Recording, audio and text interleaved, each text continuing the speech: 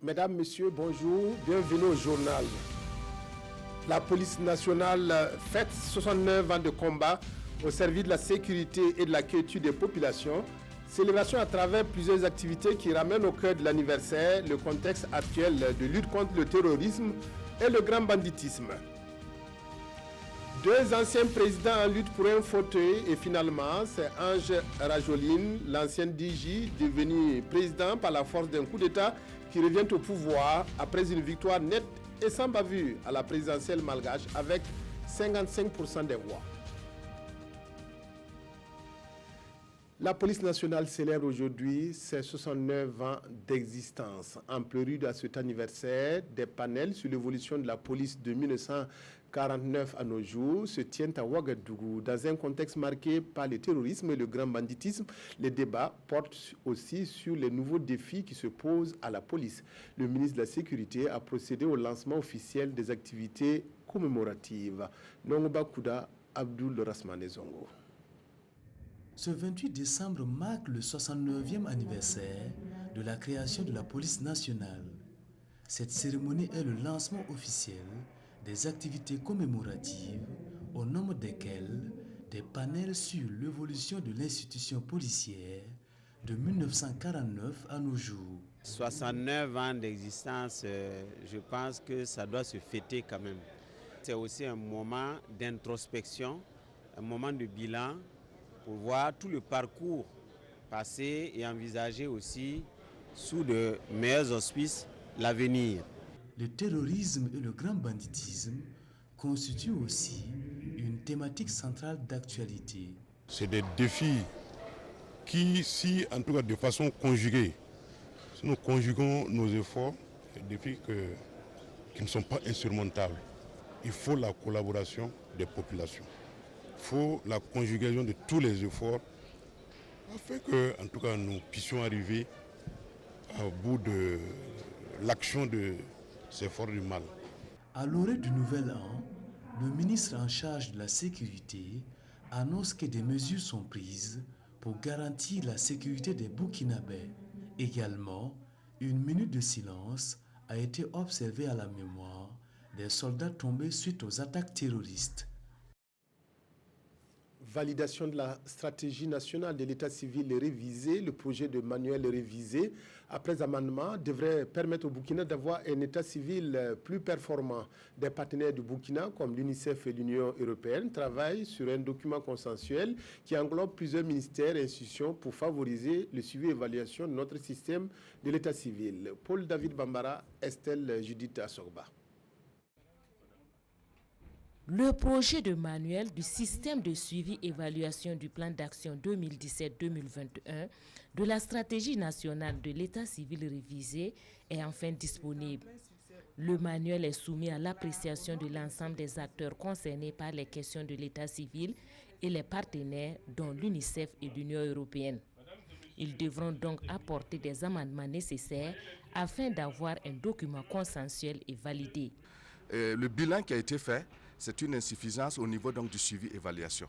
Et ce suivi-évaluation va nous permettre de mettre l'accent sur l'interopérabilité des acteurs. Parce qu'il y a plusieurs structures, plusieurs ministères, ministère de la Santé, ministère de la Justice, ministère des Affaires étrangères, ministère de l'administration territoriale.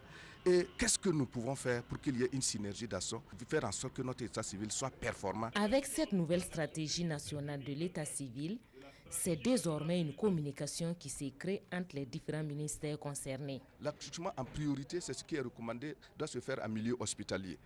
Maintenant, nous savons que des accouchements se font en milieu communautaire. Mais comment faire pour capitaliser toutes ces informations? Comment faire en sorte qu'au niveau de la justice, nous pouvons également conjuguer nos efforts pour booster l'état civil en ce qui concerne le suivi, le contrôle des acteurs sur le terrain.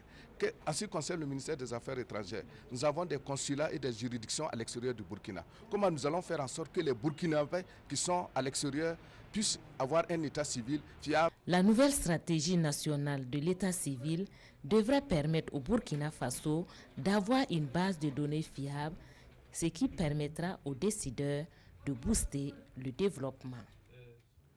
La hausse du prix des carburants demeure la pomme de discorde entre le gouvernement et la coalition contre la vie chère, la CCVC. La coalition, qui a animé hier une conférence de presse, dénonce également les nouvelles taxes et impôts décidées pour 2019. La CCVC pense d'ores et déjà à un nouveau mot d'ordre et appelle les populations à demeurer à l'état de veille. Idrissa Warga, Olopoda, reportage. Le gouvernement peut bel et bien réduire le prix des hydrocarbures sans que la Sonabi ne coule. Foi de la coalition contre la vie chère. Elle estime que l'argumentaire du coût du dollar et de la subvention accordée à la nationale des hydrocarbures développée par le gouvernement ne tient pas la route. À peine 50 milliards en 2017, comment se fait-il que 2018 soit pratiquement près de 200 milliards? Comme je dis, les états financiers ne sont pas encore disponibles en 2018.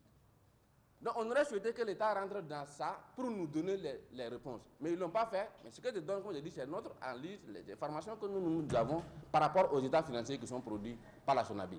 Donc pour nous, les 240 milliards ne tiennent pas. L'État est à $70 quand le gouvernement prend la décision.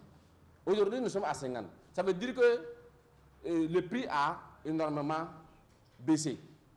Donc l'argumentaire aujourd'hui sur la question du coût de là ne tient pas.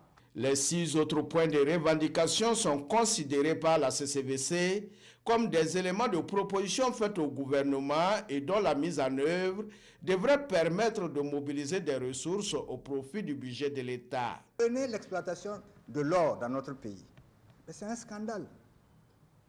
Nous ne récoltons qu'à peine 10% de ce que ces sociétés d'exploitation minière-là pompent dans notre sous-sol. Est-ce que c'est normal? On leur demande de verser 1% pour le développement communal. 1%, hein? Je dis bien 1%. Parce que jusqu'ici, c'était 0,5%. Qu'ils réchignaient même à reverser. On leur demande d'aller jusqu'à 1%, ils refusent. Nous avons montré au gouvernement qu'il y a énormément de crimes économiques dans notre pays et que sur la base de ces crimes économiques, on pouvait effectivement obtenir des ressources. Ce que nous on a trouvé ici, c'est autour de 582 milliards donc, de francs CFA. Ça, c'est vraiment par rapport vraiment à la documentation que nous avons. On veut multiplier ce chiffre-là par 10, ça veut dire que c'est autour de 5 000 milliards de francs CFA qu'on peut obtenir avec tous ces crimes économiques. Alors, avec 5 000 milliards, ça veut dire quoi? Ça veut dire que, bon, la question liée effectivement à la hausse des prix du pétrole, bon, normalement, c'est une question qui est résolue. Pour la coalition contre la vie chère, les nouveaux impôts et taxes qui entreront en vigueur en 2019 vont impacter négativement les conditions de vie déjà déplorables des populations. Première sortie médiatique du nouveau bureau de la Ligue des consommateurs du Burkina. La conférence de presse tenue hier a porté, entre autres, sur la hausse du prix des carburants. On revient toujours là-dessus. Le bureau mis en place après 7 ans de crise au sein de la LCB a aussi évoqué les différentes actions qui seront menées pour la protection des consommateurs. Idrissa Warga, Adama Koulibaly. Le nouveau bureau exécutif national de la Ligue des consommateurs du Burkina tient ici sa première conférence de presse. D'emblée, la Ligue donne son point de vue par rapport à la hausse du prix du carburant. Au niveau de l'augmentation du coût du carburant, vous avez bien suivi les événements depuis un moment. Cette augmentation n'est pas sans effet sur la vie du consommateur. Quelque part, s'il y a augmentation, il faut prendre des dispositions de façon à ce que les effets soient beaucoup moins ressentis, que les effets soient véritablement atténués. Pourquoi ne pas voir dans le dispositif au niveau du Burkina, par exemple au niveau des sites miniers, instituer peut-être des taxes qui viendront compenser la charge que l'on n'arrive pas à supporter. D'autres questions relatives à la cherté de la vie au Burkina sont aussi sur la feuille de route de la Ligue. Elle appelle les consommateurs à la veille citoyenne pour leur protection. C'est vraiment devenu une société de consommation où chacun y va de sa volonté et il y a de moins en moins, en tout cas, de regard, d'abord par le consommateur lui-même. C'est pourquoi, au niveau de notre déclaration, nous avons demandé à ce que les consommateurs prennent des dispositions afin que, en ces périodes de grande consommation, elles observent un minimum un minimum d'attention. Il ne sert à rien aujourd'hui d'acheter les produits tout azimut parce que ça coûte moins cher. Et justement, quand ça coûte moins cher, qu'est-ce qu'il y a derrière? Qu'est-ce qui se cache par derrière? Il faudrait que le consommateur ait ce réflexe de vérifier cela. En rappel, ce nouveau bureau est fort de 13 membres élus pour un mandat de 4 ans depuis novembre dernier. Il est mis en place après 7 ans de crise au sein de cette structure. Une reconnaissance et un encouragement du dévouement des agents du ministère de l'économie traduit à travers une cérémonie solennelle. 150 récipiendaires ont reçu hier des médailles d'honneur des douanes et de mérite de l'économie et des finances. À cette occasion, la ministre Adizatou Rosine Koulibaly a encouragé tous les travailleurs de son département à œuvrer pour relever les nouveaux défis. Kosoun Koulibaly, Arunamari. L'inspecteur des douanes Ambroise Bazé arbore sa toute nouvelle médaille d'honneur des douanes. Le ministère de l'économie, des finances et du développement témoigne ainsi sa reconnaissance à 156 agents du département pour leur dévouement et leur ardeur au travail. Ils sont 36 agents à recevoir la médaille d'honneur des douanes et 120 dans l'ordre de mérite de l'économie et des finances. Si vos mérites sont reconnus par la hiérarchie de votre structure, ce n'est que la joie. Et je dédie cette médaille au Dieu Tout-Puissant, à ma famille ainsi qu'à mes collègues de service. C'est un témoignage d'un effort de travail accompli depuis près d'une vingtaine d'années, reconnu par ma hiérarchie. Il n'y a qu'un sentiment de satisfaction. Pour Adizatou Rosine Koulibaly, au-delà du rituel, c'est un appel à plus de sacrifices pour l'atteinte des résultats assignés à son ministère. C'est aussi une invite à cultiver l'engagement citoyen. Je voudrais ici féliciter donc les récipiendaires parce que c'est un hommage de la nation tout entière qui reconnaît le travail qui a été fait, qui reconnaît qu'il y a des cadres qui s'engagent et qui font bien leur travail, qui reconnaît qu'il y a des cadres qui travaillent aussi à préserver un certain nombre de valeurs, d'éthique, de responsabilité. C'est cela qui est célébré aujourd'hui. Les récipiendaires ont reçu les félicitations des autorités, mais aussi de leurs familles.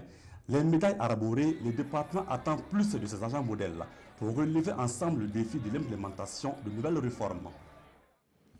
De l'humour et du rire au programme de la deuxième édition de la nuit du stand-up et du langan des plusieurs humoristes et comédiens africains comme Digbe Cravate, Fortuné Bateza, Maréchal Zongo, Moussa Petit Sergent accompagnent le promoteur de ce spectacle, son Excellence Gérard Ouedraogo. Ce matin, les champions du rire sont venus à la RTB donner un avant-goût de ce qui attend les ménomanes ce soir au Sénaza.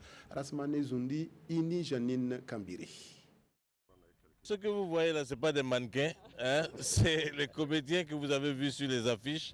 Voilà. Zongo est là, Valérie Ndongo est là, Gérard qui est ici, qui est votre fils, il est là. Fortuné du Congo est là. Il y a le Togolais qui est là, lui vient du Cameroun. La Jaguar. Voilà, lui il est venu avec moi de la Côte d'Ivoire. Voilà, quelqu'un a dépensé son argent. Je vous en prie, venez. C'est à cause de ça qu'on est venu. Et pour terminer l'année avec le sourire. Pardon. Bon, pour parler en bon français, ce qu'il a dit dans un langage que vous ne comprenez pas, c'est ce soir, venez, on va rigoler. C'est la nuit du stand-up et du langan, la deuxième édition. Vous savez bien qu'on a eu un succès à la première édition et au CIAO en 2017. Et grâce à nos partenaires, nous avons décidé de rebeloter ce rendez-vous. Et nous vous donnons rendez-vous ce soir à 20h au Sénaza pour boucler l'année dans la bonne humeur. Des comédiens malimpolis, tampiré. Oh, malimpolis, tampiré. Journaliste malimpolis, tampiré. Caméraman malimpolis, tampiré. D'accord. Voilà donc, rendez-vous ce soir au Sénaza pour cette deuxième édition de la nuit du stand-up et du langandi. Le verdict des urnes est tombé hier à Madagascar où Ange Rajoelina a remporté la présidentielle. TGV passe avec 55% des voix contre 44% à Marc Ravalomanan qui conteste ses résultats provisoires. Le candidat malheureux parle de bourrage massif des urnes, poursuivant ainsi la guéguerre qui les a opposés pendant toute la campagne électorale. À Madagascar, les résultats officiels du second tour de la présidentielle confirment la victoire d'André Rajoelina avec plus de 55% des suffrages contre environ 44% pour son rival Marc Ravalomanan qui a aussitôt contesté cette défaite. Les deux hommes, deux ex-présidents, se sont livrés une bataille féroce tout au long de la campagne, chaque camp s'accusant mutuellement de fraude. André Rajoelina s'est lui félicité de la bonne tenue du scrutin. La situation était calme ici. Madagascar doit servir d'exemple. Un pays ne doit pas toujours être gouverné par les mêmes dirigeants. La démocratie règne dans ce pays. La Haute Cour constitutionnelle dispose de 9 jours pour valider ou non les résultats suite au recours déposé par Marc Ravalomanan qui avait été renversé en 2009 après 7 années au pouvoir. Le duel très médiatique entre les deux ex-présidents a semblé éclipser les problèmes de fond du pays, l'un des plus pauvres d'Afrique, en proie à une instabilité politique chronique.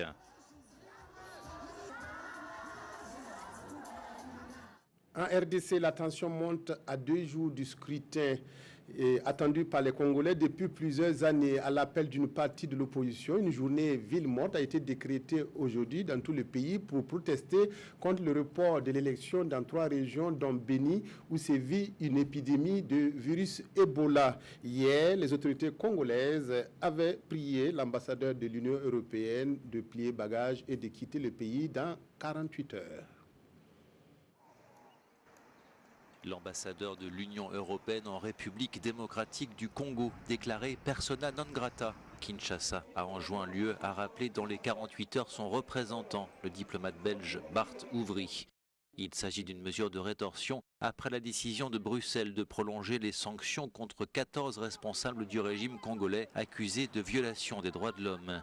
Ce coup de froid diplomatique intervient avant les élections générales de dimanche qui visent à désigner le successeur du président Joseph Kabila au pouvoir depuis 17 ans, un scrutin déjà reporté à 3 reprises. La commission électorale a une nouvelle fois déclenché la colère de l'opposition en annonçant ce mercredi un nouveau report partiel cette fois dans 2 régions touchées par des troubles et une épidémie d'Ebola. Il s'agit de bastions anti-Kabila, rappelle l'opposition, qui appelle à une grève générale ce vendredi. Ce jeudi déjà, des manifestations et des violences ont éclaté, notamment à Béni, ville du nord-est du pays, concernée par ce report partiel du scrutin. Ce communiqué qui vient de nous parvenir, les attaques meurtrières de Touéni et le lourd bilan humain qui en a résulté plonge le peuple burkinabé et ses vaillantes forces de défense et de sécurité dans la douleur. En raison de ces circonstances dramatiques, le président du Faso a décidé de reporter à une date ultérieure la cérémonie de présentation des vœux des corps constitués de ce 28 décembre 2018 à 16h à la présidence du Faso. Le président du Faso saisit cette occasion pour exprimer sa solidarité aux familles éplorées et ses vœux de prompt rétablissement aux blessés. En ces moments difficiles où nous devons rester dignes et déterminés pour vaincre le terrorisme sur notre sol, le président du Faso invite les Burkinabés à savoir raison garder pour observer la plus grande retenue en cette fin d'année en solidarité avec nos forces de défense et de sécurité et nos populations aux prises avec les forces du mal. Signé direction de la communication de la présidence du Faso. Les résultats de la présidentielle malgache sont commentés par les journaux burkinabés. Les quotidiens reviennent aussi sur la 3e session du cadre de concertation État-OSC. La revue de presse avec Aimé Solange Guigma. 3e session du cadre de concertation et de dialogue État-OSC roque pour la création d'une charte des OLC, indique le pays pour une coopération civilo-militaire, précise l'observateur Palga. En tout cas, poursuit ce journal, les OSC ont donné l'assurance de collaborer avec les FDS et recommandent le retour des CDR pour combattre le terrorisme, souligne le pays. Pendant ce temps, Touéni sert de cas d'école pour travaux pratiques, indique l'observateur Palka, avec un bilan douloureux du côté des FDS, signant l'Express du Faso. Au total, 10 gendarmes tués à Touéni dans la boucle du Moun affiche aujourd'hui au Faso. Cet officiel, André Rajoelina, est sorti vainqueur du second tour de l'élection présidentielle du 19 décembre 2018 selon les résultats de la CENI malgache, nous informe Sidoya. Il reste à savoir jusqu'où ira Ravalomanana dans la contestation, se demande bien l'observateur Palga. Optera-t-il pour le boxe ou la boxe pour ces contestations, s'interroge aujourd'hui au Faso. Pour le bien de son pays, réplique ce journal, il devrait, contre mauvaise fortune, faire bon cœur et admettre sportivement sa défaite. Voilà, je reviens sur ce communiqué de la présidence du Faso. Les attaques meurtrières de Touéni et le lourd bilan humain qui en a résulté plongent le peuple burkinabé et ses vaillantes forces de défense et de sécurité dans la douleur. En raison de ces circonstances dramatiques, le président du Faso a décidé de reporter à une date ultérieure la cérémonie de présentation des vœux des corps constitués de ce 28 décembre 2018 à 16h. À la présidence du Faso. Le président du Faso saisit cette occasion pour exprimer sa solidarité aux familles éplorées et ses vœux de prompt rétablissement aux blessés. En ces moments difficiles où nous devons rester dignes et déterminés pour vaincre le terrorisme sur notre sol, le président du Faso invite les Burkinabés à savoir raison garder pour observer la plus grande retenue en cette fin d'année en solidarité avec nos forces de défense et de sécurité et nos populations aux prises avec les forces du mal. Direction de la communication de la présidence du Faso a signé donc cette déclaration. C'est tout pour cette édition. Merci de votre aimable attention à la RTB. Excellent après-midi à toutes et à tous.